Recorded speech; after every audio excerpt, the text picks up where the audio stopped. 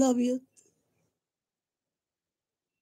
رميت إيه يا عم؟ باقول لك بيتباع ب400 جنيه و500 كمان.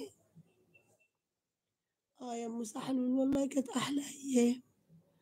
رجعوا لي أبويا وأمي وبيتنا والعيشة دي، وأنا مش هامشي منها أبدًا، وحياة ربنا مش هامشي منها خالص.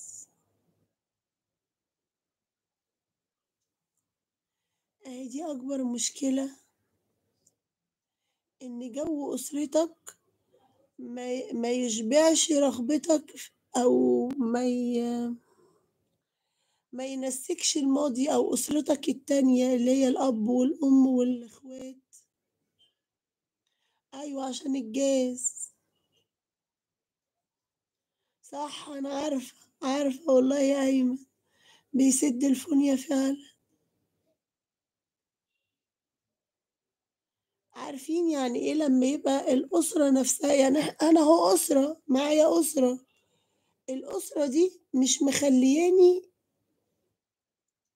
أكتفي وأقول لأ دي أسرتي الجميلة وحبايبي وكده، ما أفكّرش في القديم، بالعكس، لأ القديم كان فيه دفى، كان فيه حُب، كان فيه مَوَدّة أكتر من كده.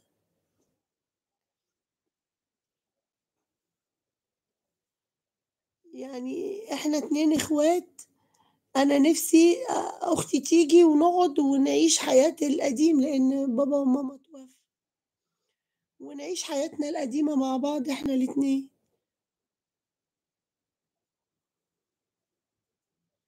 بيصلّحوا يا حبيبتي، بيصلّحوا.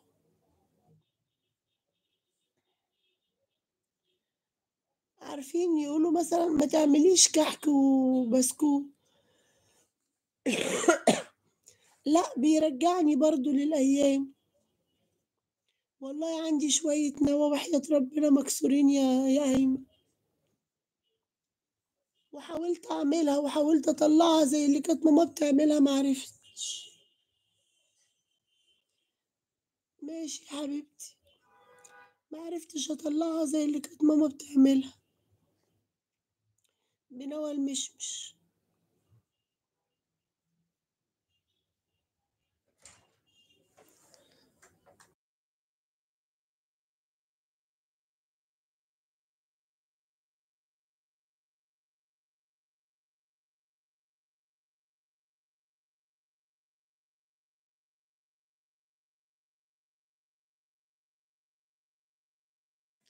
صح نَفَسهم في الحاجة كان أحلى من أي حاجة.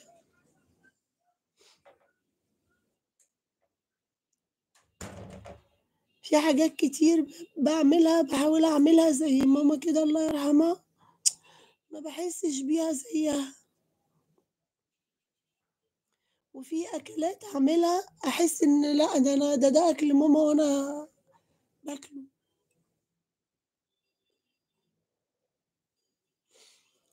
الله يرحمها، من الاسم والترنك. فاكر أيام التليفون الأسود والرمادي؟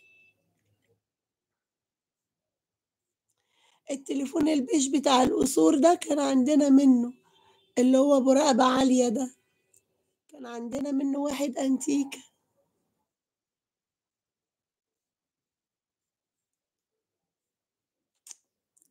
كنت باروح عند جدي كان عنده التليفون الأسود، فعلشان إحنا بقى عيال نقعد نتصل بأرقام ونعاكس الناس وكده، كان بيقفله بالقفل.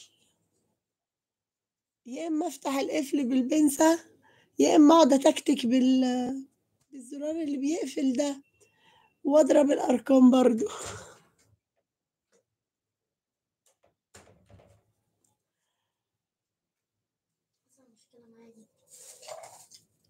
ونتصل بالناس نعاكسهم ونقفل السكة.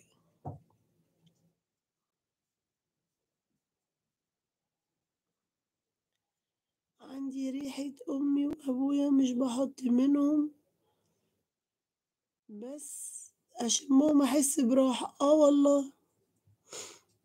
قديمة برضه، آه.